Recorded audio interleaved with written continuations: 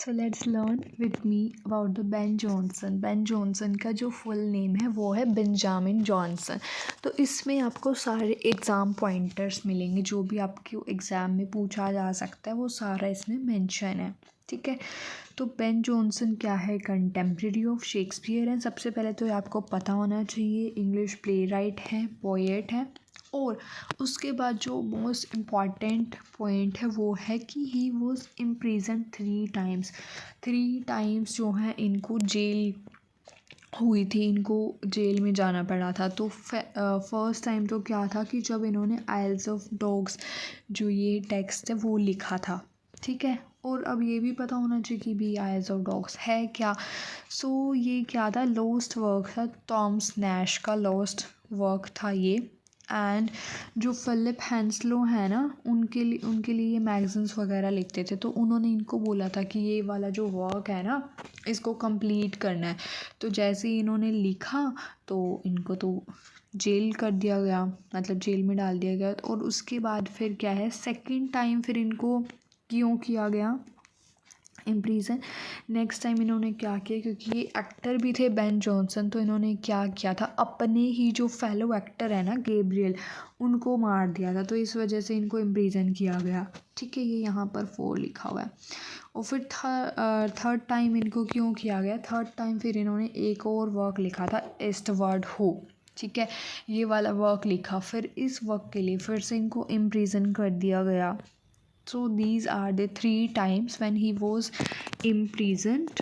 ठीक है, तो इनको इम्प्रिजन किया गया 3 टाइम्स। अगर आ जाए कि जैसे क्वेश्चन आ सकता है कि 3 टाइम्स कब कब इनको इम्प्रिजन किया गया, तो ऑप्शन आ सकते हैं ABC, वहाँ पर दे दिया जाए कि फर्स्ट आइज ऑफ डॉग्स लिखने के लिए, फिर अपने फेलो एक्टर को मारने के लिए, फिर ईस्टवर्ड हो लिखने के लिए। तो आपको जैसे 2 ऑप्शन भी आ सकते हैं कि जैसे आपको एक ये वाला ऑप्शन दे दें और एक ये वाला दे दे, और बाकी ऐसे ही अदर ऑप्शंस कोई भी टेक्स्ट लिख दे, तो आपको वहाँ से पता लगाना है कि कौन सा वाला ऑप्शन राइट है।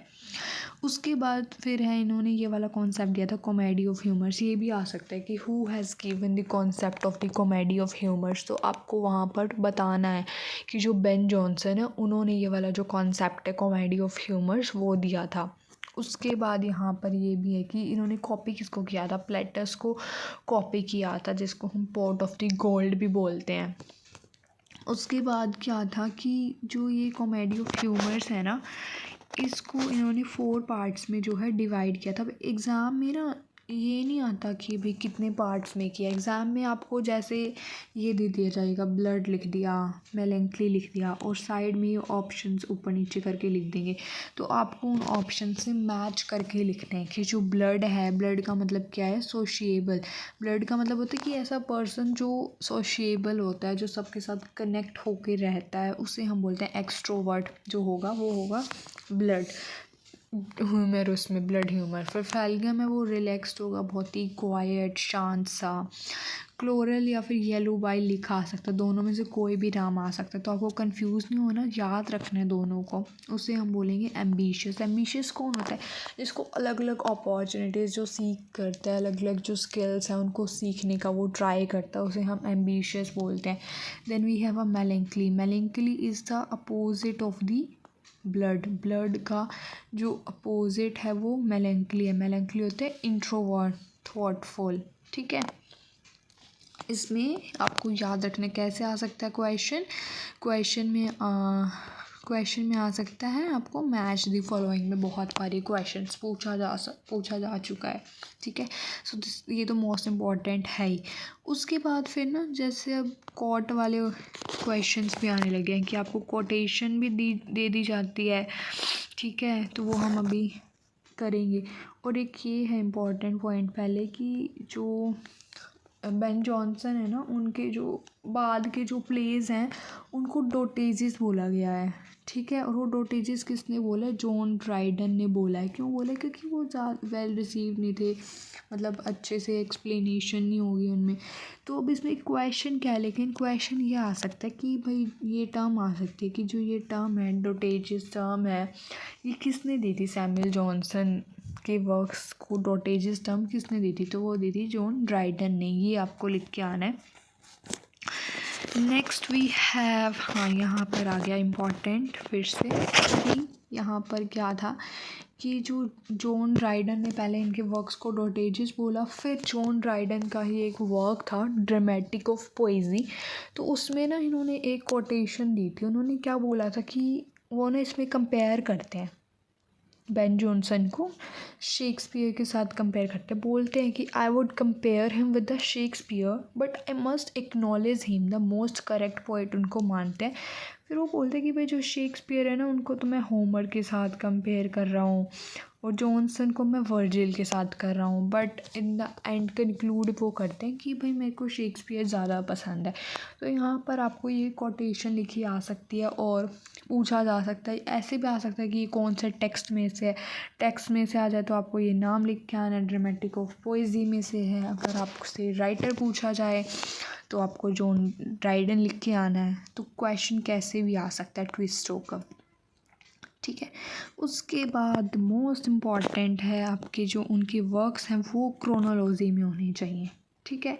तो क्रोनोलॉजी के साथ साथ आपको उनके वर्क्स के बारे में पता भी होना चाहिए। जैसे फर्स्ट वर्क है every man in his humour, तो every man in his humour ये कहाँ 1598 में लिखा गया है। और इसमें इम्पॉर्टेंट पार्ट ये है कि जो इसमें जो शेक्सपियर है ना उन्होंने एक्ट किया था, नोवेल कैरेक्टर उनको दिया गया था। जैसे शेक्सपियर को पसंद भी बहुत ज़्यादा करते थे तो इन्होंने अपने कैरेक्टर में ही उनको नोवेल कैरेक्टर दे दिया था। फिर उसके बाद आया everyone out of his humour, उसमें 2 काइंड्स के ह्यूमर के बारे में इन्होंने बात की, true humour and adopted humour. Question भी आ सकता है कि which are the two humours about Ben Jonson has talked, तो ये true humour and adopted humour, then Cynthia's revels, then Poetaster था war of theatres. War of theatres में क्या था कि सबसे पहले पोइटस्टर लिखा गया जिसमें इन्होंने थॉमस डेकर को सेटराइज़ किया। फिर थॉमस डेकर ने सटायरोमेट्रिक्स लिख दिया, देन थॉमस मार्टसन ने हिस्टोरियोमेट्रिक्स लिख दिया। वॉर ऑफ थिएटर्स दो के बीच, इन तीनों के बीच में था, Ben Jonson, Thomas decker and Thomas matrix के बीच में। फिर है सिजनस फॉल एक रोमन ट्रेजेडी है। उसके बाद फिर मास्का है, मास्कास भी लिखते थे ये। अब यहाँ पर देखो याद करने वाली बात है कि रोमन ट्रेजेडी कौन सी है, तो रोमन ट्रेजेडी सिजनस फॉल है, देन मास्कास है, देन वॉलपनी। मोस्ट इम्पॉर्टेंट वॉलपनी के ना आपको करेक्टर्स भी करने की, कौन सा करेक्टर किसको सिग्निफाई कर रहा है।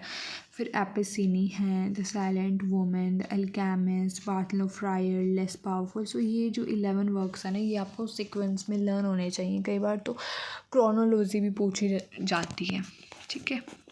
उसके बाद ये लास्ट है, फिर उनकी जो लिरिक्स हैं ये अगेन ये कोटेशन लिखी आ सकती है, drink to me only with thine eyes. ये भी पूछा जा सकता है कि कोटेशन है किसकी, तो आपको बेन जॉनसन लिखना है। अगर ये आ जाए कि कहाँ से सोर्स क्या है इसका सोर्स है सॉन्ग्स टू सेसिला, उसकी जो ओपनिंग लाइन है ये क्या इनकी 2 ट्रेजेडीज है, सिजनस ऑन फॉल, कैटलाइन इज कॉन्स्पिरेसी। आ सकता है कि find the tragedies of the Ben Jonson, तो आपको इन दोनों पे टिक करना होगा।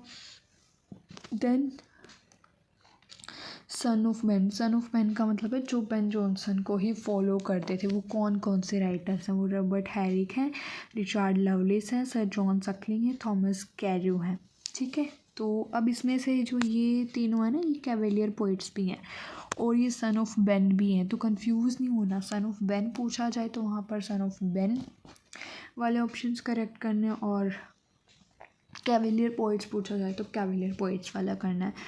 So this is all about the Ben Jonson. इसमें मैंने आपको सारे वर्क्स भी कवर करवा दिए।